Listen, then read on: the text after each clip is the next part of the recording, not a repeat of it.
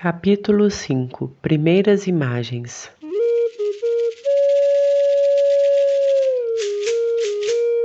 Para entender como nasce e se desenvolve a mente humana lembradora do passado e imaginadora do futuro, é preciso compreender de que forma o enredo onírico se transforma do bebê ao idoso, passando pela criança, pelo adolescente e pelos distintos matizes da idade adulta.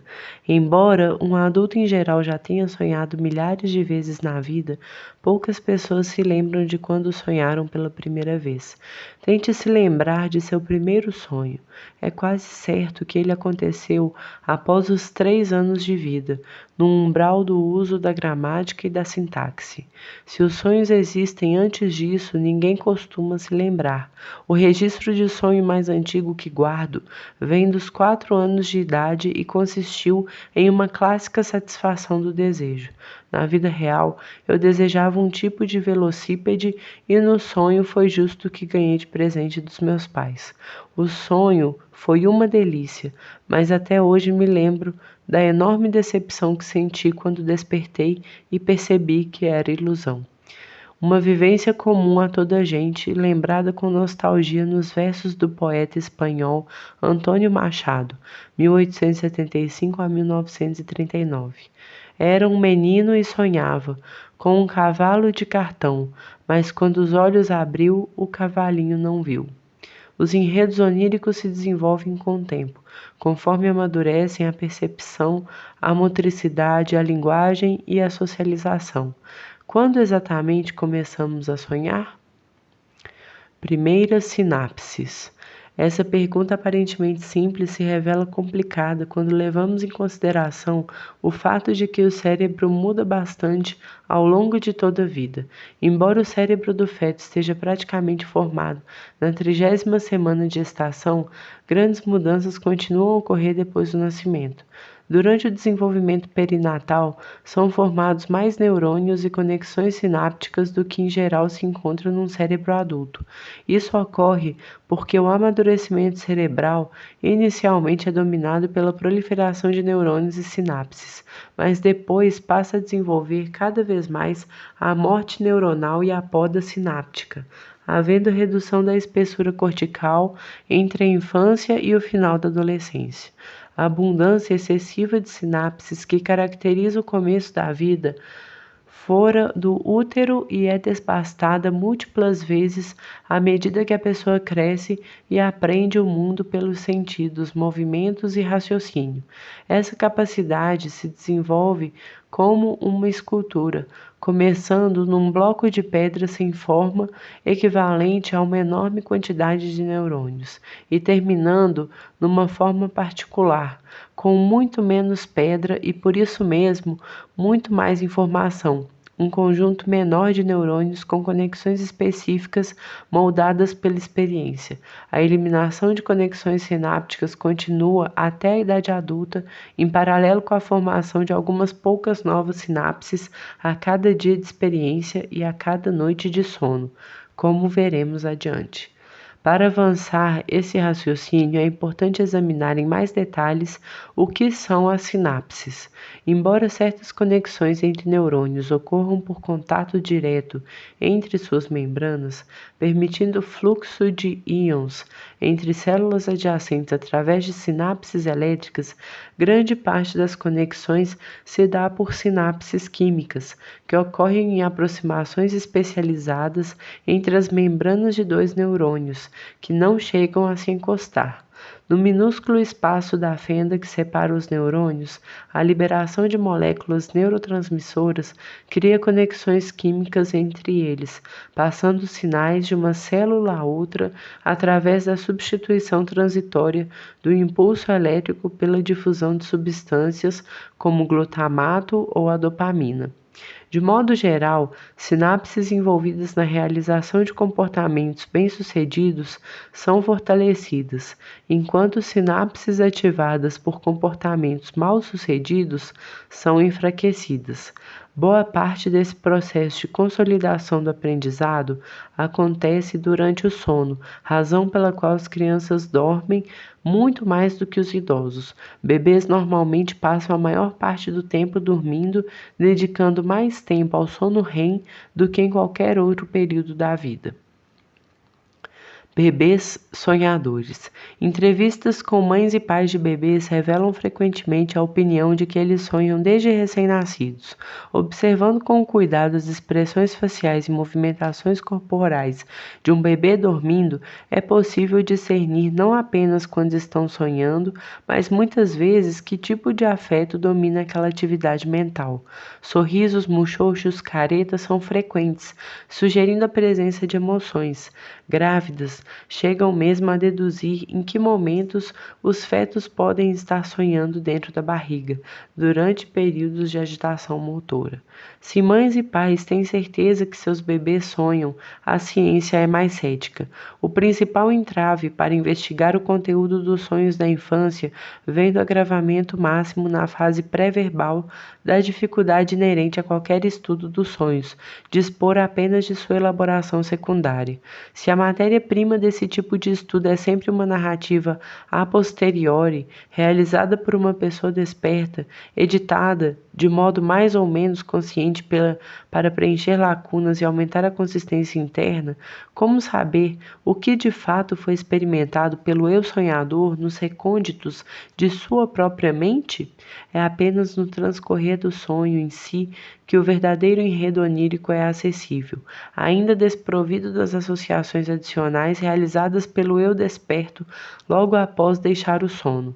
E como sabe toda pessoa não treinada na arte de lembrar sonhos, o despertar traz consigo o esquecimento.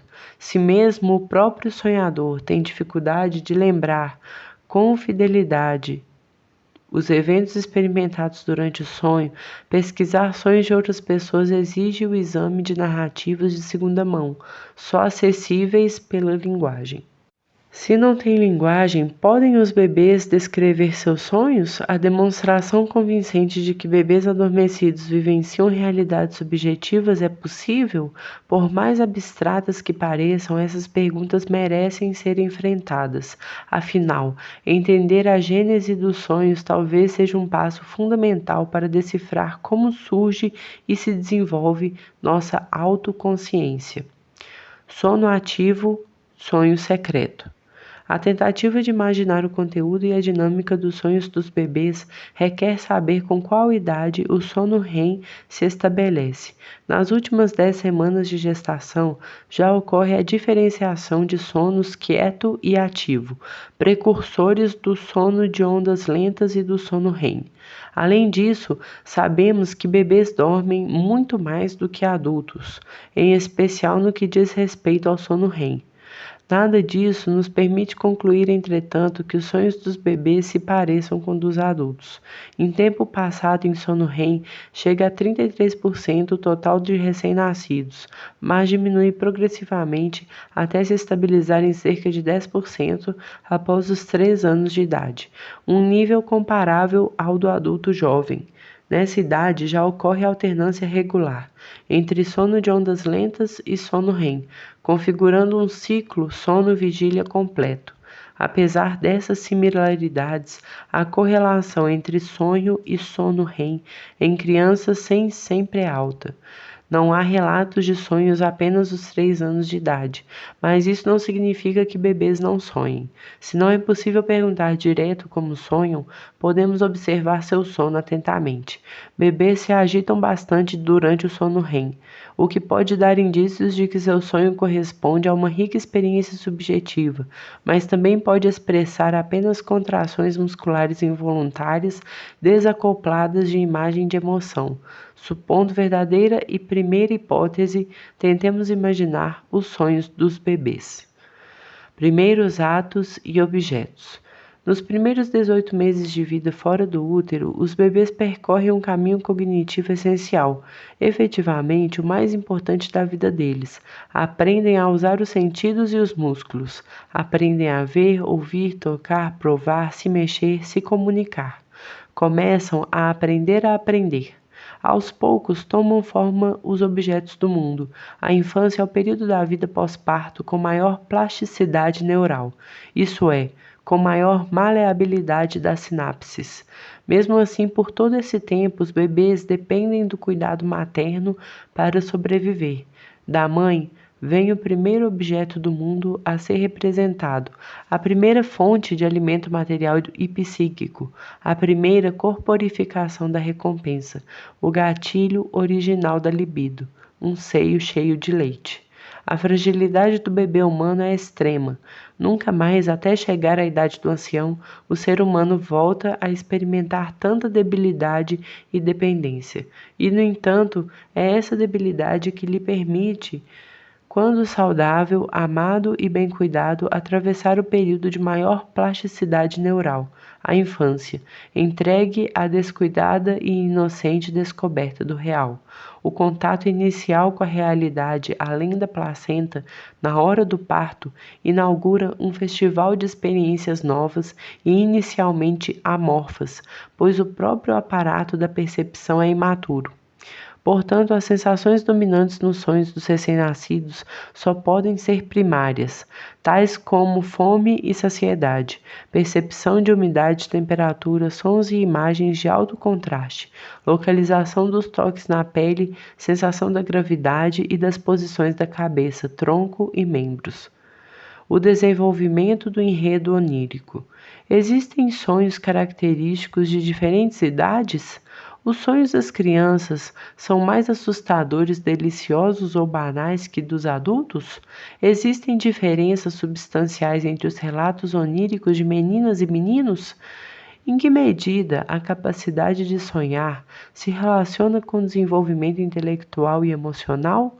O psicólogo norte-americano David Foulkes realizou estudos pioneiros em dezenas de crianças pesquisadas intensivamente por vários anos, o que permitiu investigar a dinâmica onírica de indivíduos entre 3 e 15 anos de idade. Cada criança foi submetida a exames psicológicos e registros polissonográficos da atividade cerebral, muscular e ocular por 9 noites a cada ano. Relatos de sonho foram sistematicamente coletados após o despertar das crianças, tanto durante o sono REM quanto durante o sono de ondas lentas. Isso permitiu ter acesso bastante direto ao conteúdo dos sonhos com um mínimo de interferência da mente desperta. O desenvolvimento intelectual e emocional das crianças foi monitorado através da aplicação seriada de testes psicológicos.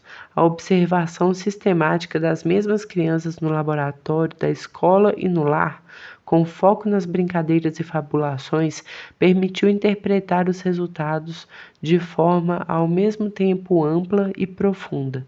Apesar de ter mais de 40 anos, a pesquisa de Foulkes continua sendo o mais completo estudo longitudinal sobre a gênese dos sonhos.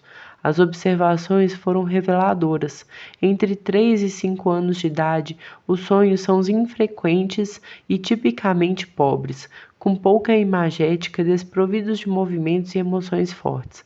Por essa razão, os relatos de pesadelos aterradores, apesar de serem comuns nessa idade, muitas vezes refletem vivências originadas logo após o despertar, um medo originado não do sonho, mas da experiência desorientada, por isso mesmo assustadora, de acordar num quarto escuro. Os sonhos nessa faixa etária refletem um sistema cognitivo imaturo, com grandes limitações de representação que não dão suporte a simbolismos complexos, insólitos ou fantásticos. Chama a atenção a escassez de representações sociais. Pais, irmãos, tios, primos, que em idades posteriores chegarão a ocupar o centro do enredo onírico. No estudo de Foulkes, as associações relacionadas ao próprio corpo em crianças de 3 a 5 anos não pareceram dominadas nem pelos seios maternos, tão essenciais à saúde física e psicológica do recém-nascido, nem pelas zonas postuladas por Freud como marcos do desenvolvimento da libido no próprio corpo, como boca, ânus, vagina e pênis. Foram as demandas fisiológicas fundamentais, como dormir ou comer, que emergiram nitidamente nesses sonhos. Um começo minimalista. As crianças em idade pré-escolar pesquisadas por Fowlkes demonstraram em seus relatos de sonho uma organização do pensamento bastante limitada, semelhante à demonstrada na vigília. Não sabemos se os relatos oníricos das crianças são tão pobres porque de fato seus sonhos são simples, ou se a aparente pobreza reside na sua reduzida capacidade de lembrar e expressar o que foi lembrado.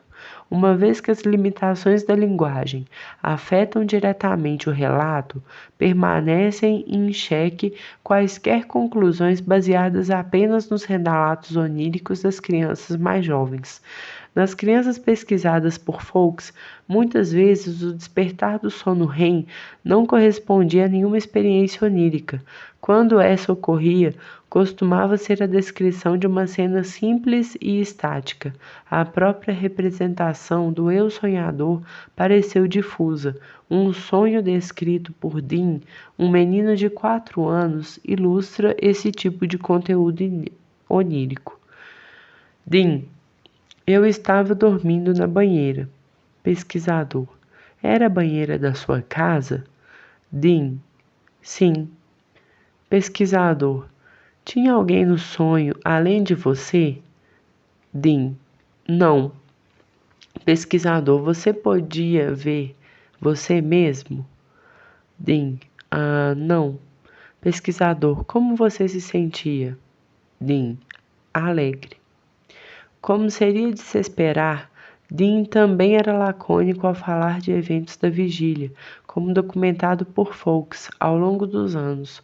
Compare o relato de Sonho Acima com a descrição que Dean fez do desenho de uma mulher adulta dando uma bronca numa criança chorosa com uma boneca sem cabeça. Dean: a cabeça caiu. Pesquisador: você pode me dizer o que mais está acontecendo? Dean: só isso. Narrativas e simulações. As maiores transformações no conteúdo dos sonhos registrados por Fowlkes aconteceram entre 5 e 7 anos de idade, período em que as crianças já não reportam imagens simples, mas sim sucessões de cenas encadeadas como um filme. Ainda que diversas características importantes dos sonhos só se estabeleçam depois desse período, é nele que se forma a estrutura fundamental do sonho como narrativa. É também nessa idade que emerge com força o caráter fantástico do sonhar, à medida que se amplia a capacidade de representar mentalmente os objetos do mundo. Aparecem nessa fase algumas distorções típicas dos sonhos de adultos, como o súbito deslocamento da cena onírica no tempo e no espaço, a condensação de personagens oníricos em imagens com significado composto. São sonhos que todos já experimentaram na seguinte forma: eu estava no lugar A, mas também era lugar B. Ou me encontrava com uma pessoa que era uma mistura de fulano e cicrano. O sonho do príncipe Frederico, descrito no capítulo 3, às vezes eu estava em Roma e às vezes em Wittenberg. É um bom exemplo explícito desse fenômeno.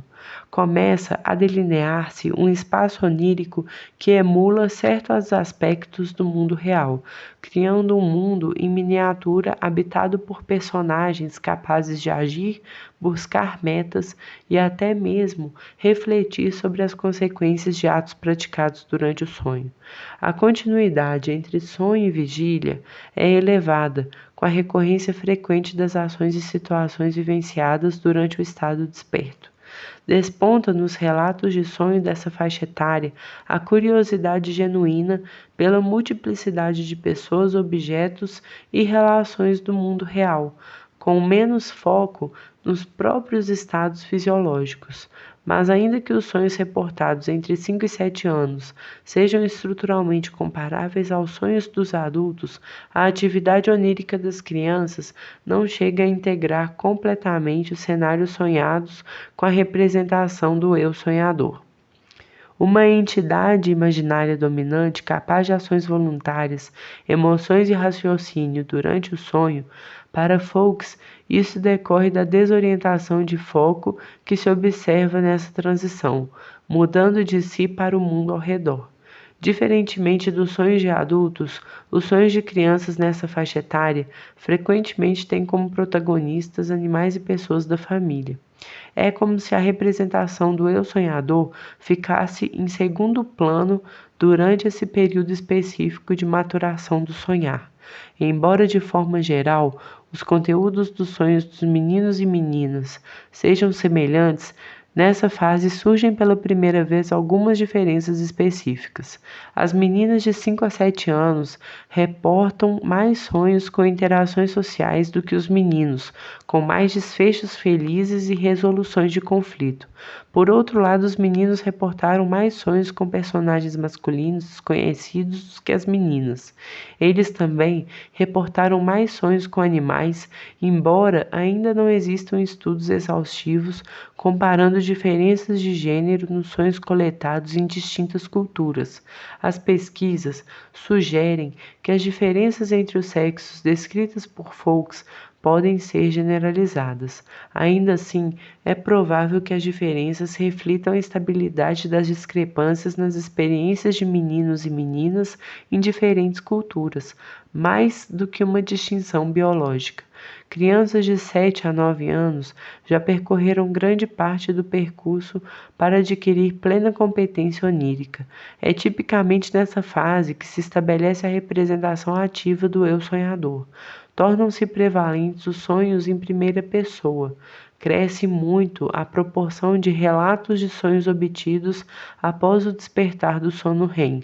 Mas, curiosamente, as crianças nessa idade também podem sonhar durante o sono de ondas lentas.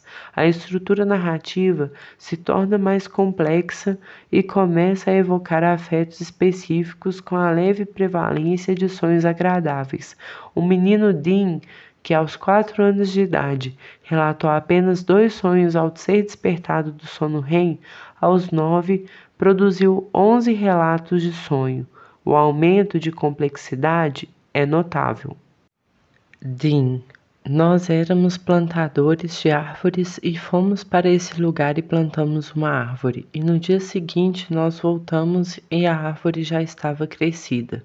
Então plantamos mais e todas cresceram e começou um incêndio na floresta. Mas as árvores não queimavam. Nós fizemos mais florestas e uns homens vieram cortar a madeira para fazer lenha, mas a madeira não queimava. Então eles falaram para a polícia que eles plantavam árvores, mas elas não queimavam. Expansão de repertórios. Entre 9 e 11 anos de idade, ocorrem poucas mudanças qualitativas, mas muitas mudanças quantitativas nos elementos oníricos, com expansão do repertório simbólico, aumentando a capacidade de lembrar dos sonhos e consolidação do protagonismo do sonhador nas narrativas. Os sonhos de meninas e meninos continuam a divergir paulatinamente, com maior prevalência de comportamentos motores nas narrativas masculinas. Os sonhos se tornam os mais idiosincráticos no início da pré-adolescência, passando a refletir menos os traços gerais característicos da faixa etária do que a personalidade específica de cada sonhador. Começam a ganhar mais importância as emoções e expectativas do sonhador. E então, no fim da pré-adolescência, entre 11 e 13 anos de idade, os sonhos passam por seu segundo grande amadurecimento. A capacidade de lembrar-se dos sonhos e a prevalência de sonhos durante o sono REM se estabilizam em níveis semelhantes aos dos adultos. Tornam-se evidentes os sonhos dessa faixa etária, as diferenças individuais de caráter, repertório intelectual e habilidade social. Observa-se um maior equilíbrio das emoções sonhadas, com ocorrência equivalente de afetos positivos e negativos. Os enredos se enriquecem em variedade e sutileza, em paralelo com a construção de contextos oníricos mais bem equilibrados entre a autorrepresentação do eu sonhador e os diferentes personagens e objetos do mundo dos sonhos. De forma geral, o sonho passa a ser menos centrado nos familiares e mais em outros integrantes do meio social da criança, como colegas da escola ou vizinhos do bairro. As diferenças entre sonhos de meninas e meninos ficam mais nítidas com grande distinção dos enredos oníricos, segundo os papéis sociais mais típicos de cada gênero. Meninas sonham mais com personagens femininos, enquanto meninos sonham mais com personagens masculinos. Os sonhos de meninos apresentam mais atividades sensoriais do que o de meninas. Também apresentam mais enredos conflituosos com desfechos favoráveis, inclusive ataques realizados por outros meninos. Adolescência e maturidade. A influência mais determinante no conteúdo onírico durante a adolescência na amostra de Folks foi o desenvolvimento intelectual e emocional de cada sonhador, com suas especificidades e traços individuais em plena crise de crescimento. Embora relações amorosas sejam normalmente muito importantes nessa faixa etária, chama a atenção que os sonhos relatados pelos adolescentes não sejam totalmente dominados por elementos sexuais, embora reflitam o aumento da curiosidade sobre o corpo e as distinções entre mulheres e homens. A maior diferenciação dos papéis sexuais e o amadurecimento do aparelho reprodutivo. O cérebro que sonha é o mesmo que vive a vigília. Por isso, quanto mais complexo o tecido mental, mais complexo o sonho. Aos 15 anos, o sonhador é um operador ativo na realidade onírica, desejando, escolhendo e agindo um cenário virtual, multifacetado e cheio de nuances. O sonho de uma estudante de 16 anos ilustra a importância das relações sociais e, sobretudo, dos relacionamentos amorosos na adolescência. Primeiro, sonhei que Kai e eu fomos para uma das festas de Jota. Dessa vez com mais pessoas da minha escola. Havia tantas pessoas lá que nos fizeram formar duas filas, uma de meninos, outra de meninas. Quem quer que fosse pareado com uma de nós seria o parceiro para ficar aquela noite. Me coube uma pessoa desagradável. Então Kai e eu fomos para casa assistir um filme. Fui trabalhar no dia seguinte. Havia um monte de rapazes no ginásio. Fiquei um pouco intimidada. Finalmente sonhei que era uma linda princesa e estava na praia. Vi um príncipe norueguês e nos apaixonamos à primeira vista. Considerando globalmente o experimento de Folks, é evidente a profunda transformação da infância à idade adulta que os sonhos expressam. A maturação psicológica dos sonhos segue um curso paralelo ao desenvolvimento mental na vigília. Do sonho passivo e estático da criança de 4 anos ao sonho cinemático e dramático da jovem de 16, há uma enorme distância cognitiva superada pela força das inúmeras experiências vividas e sonhadas com mais de 4.000 noites transcorridas nesse intervalo. Estudos mais recentes confirmaram esse padrão geral de desenvolvimento onírico, mas observações realizadas fora do contexto laboratorial da residência dos voluntários, por exemplo, mostraram que crianças também podem produzir relatos de sonhos ricos em movimento, interação social e representação ativa do eu, desde que haja maior familiarização com o ambiente. Ainda que de amplo escopo, a pesquisa de Folks teve importante limitação de amostrar quase exclusivamente crianças oriundas de famílias norte-americanas de classe média com razoável grau de instrução, satisfação adequada das necessidades materiais e contexto social pacífico. Esses vieses provavelmente explicam a baixa ocorrência de pesadelos nas séries oníricas coletadas por Folks. Outra pesquisa encontrou grande prevalência de pesadelos em relatos de sonhos produzidos nos anos 90 por crianças da faixa de Gaza e do Kurdistão, submetidas cotidianamente aos altos níveis de estresse que caracterizam a guerra. As crianças amostradas pelos psicólogos finlandeses anti-revolução Katja Vali, da Universidade de Turku, mostraram forte continuidade entre vigília e sonho, com pesadelos intensos e frequentes, violentos e até mesmo bélicos. O contraste foi gritante com os sonhos das crianças jordanianas e finlandesas, que sonharam em enredos pacíficos compatíveis com a sensação de segurança experimentada em países sem guerra. Uma pesquisa com mais de 11.000 adolescentes entre 10 e 18 anos de idade mostrou que a exposição à violência produz impactos negativos sobre o sono de adolescentes, especialmente em mulheres. Conflitos, emoções e autonomia. Além da violência física, a violência econômica costuma ter grande impacto sobre a qualidade do sono. Muitos estudos demonstraram a existência de problemas do sono em comunidades de baixa renda. As condições adversas que levam a isso incluem estresse, ansiedade, ambientes inseguros, quartos superlotados, condições desconfortáveis de ruído, temperatura e umidade, entre outros. Famílias de baixa renda normalmente habitam residências pequenas, nas quais as camas são compartilhadas e o sono é repetidamente perturbado.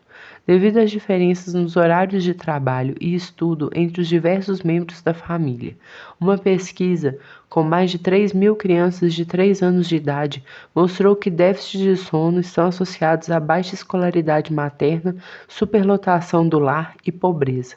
Outra pesquisa com mais de 1,4 mil adultos finlandeses mostrou que a qualidade de sono não foi muito afetada durante a grave crise econômica dos anos 90, exceto entre indivíduos de baixa renda que apresentaram pior qualidade de sono, mais insônia e maior uso de substâncias para dormir. Em geral, a redução do tempo do sono é muito mais pronunciada para indivíduos de baixo status socioeconômico, chegando a inacreditáveis 3,8 horas por dia em algumas ocupações. Um estudo de larga escala sobre problemas do sono em países subdesenvolvidos, realizado com mais de 43.000 pessoas de Gana, Tanzânia, África do Sul, Índia, Bangladesh, Vietnã, Indonésia e Quênia, revelou problemas de sono severo ou extremos em quase 17% dos participantes, com grande variabilidade entre os países, de 4% no Quênia a 40% em Bangladesh.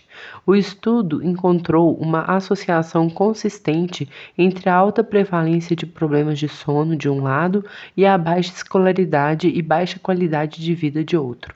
O componente social pode afetar o sono diretamente, pois crianças de famílias pobres muitas vezes precisam trabalhar para complementar a renda familiar. Uma investigação sobre os efeitos do trabalho no sono de estudantes entre 14 e 18 anos de idade revelou que jovens que estudavam e trabalhavam acabavam por despertar mais cedo nos dias de semana do que os que não trabalhavam e apenas estudavam, causando uma diminuição significativa na duração total do sono. A correlação entre qualidade de sono e desempenho acadêmico também ocorre em estudantes de medicina. Seja por excesso de trabalho, ou estudo, ou outras fontes de tensão, o estresse prejudica o sono. Um estudo recente sobre os hábitos de sono de mais de 55.000 estudantes universitários nos Estados Unidos sugere que os déficits de sono podem ser ainda mais prejudiciais ao desempenho acadêmico do que o uso excessivo de álcool ou maconha, a ansiedade ou a depressão. A cada noite mal dormida por semana, houve 10% mais chances de abandonar um curso e uma queda de 0,02 na média geral de notas. Transtornos e percursos. Os transtornos do sono da infância sob condições de conforto e segurança são, em geral, de pouca gravidade e rápida resolução. A dificuldade para iniciar o sono e os despertares noturnos são comuns, mas transitórios. A produção de pesadelos pode ser grande entre os 3 e 10 anos, tendendo a cair depois dessa faixa etária. Nos pesadelos das crianças, as narrativas mais frequentes incluem morte de parentes, quedas perigosas ou perseguição por familiares desconhecidos. Crianças mostram associações significativas entre déficit de sono e temperamento irritável, com birras e explosões de mau humor após uma noite mal dormida.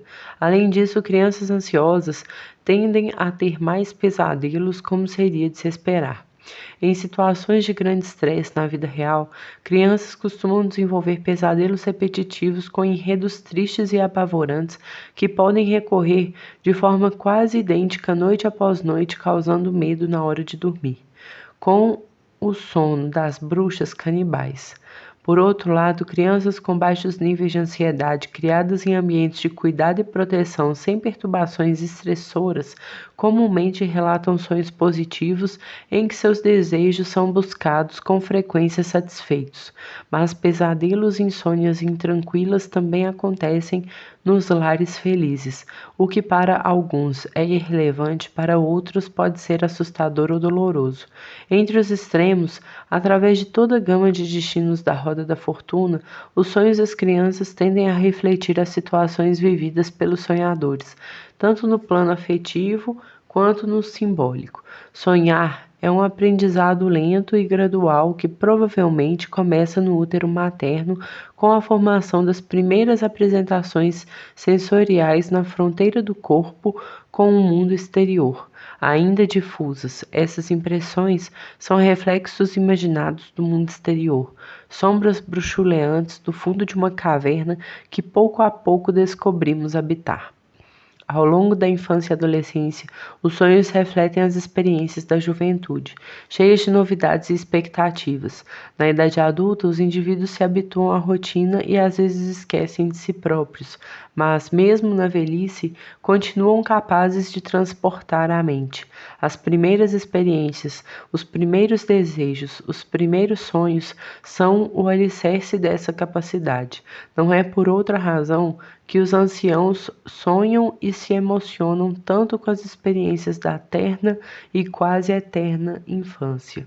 Não sabemos ao certo quais experiências mentais acompanham nosso fim, mas chama a atenção quantas religiões sustentem a crença na vida após a morte. O filme Waking Life, de Richard Linklater, foi uma incrível narrativa filosófica feita de monólogos e diálogos sobre o sonho, a vida e seu fim. Sugere que o processamento neuronal característico da passagem para a morte gera sequências de sonhos cada vez mais abstratos, que correspondem a um tempo psicológico extremamente dilatado. Esse período seria dominado pelas emoções e memórias experimentadas durante a vida, gerando em poucos segundos uma sensação de eternidade no inferno, purgatório ou paraíso construído pelo próprio sonhador em sua trajetória particular. Essa ousada concepção artística da morte recebeu um possível respaldo científico em 2013, quando pesquisadores da Universidade de Michigan relataram forte ativação no cérebro de ratos submetidos a paradas cardíacas, cerca de 30 segundos após a interrupção dos batimentos cardíacos. Seja como for o fim, o amadurecimento dos sonhos é importante para explicar o desenvolvimento de uma identidade pessoal bem definida. Se os sonhos das crianças são pobres em emoções e imagens, estáticos e até contemplativos, o amadurecimento dos sonhos até a idade adulta desemboca em um rico processo onírico no qual o sonhador se torna o agente principal de eventos, isto é, um operador ativo imerso em seu cenário virtual, no interior do que normalmente não controla, mas habita. De que forma evoluiu esse estado mental é o assunto do próximo capítulo.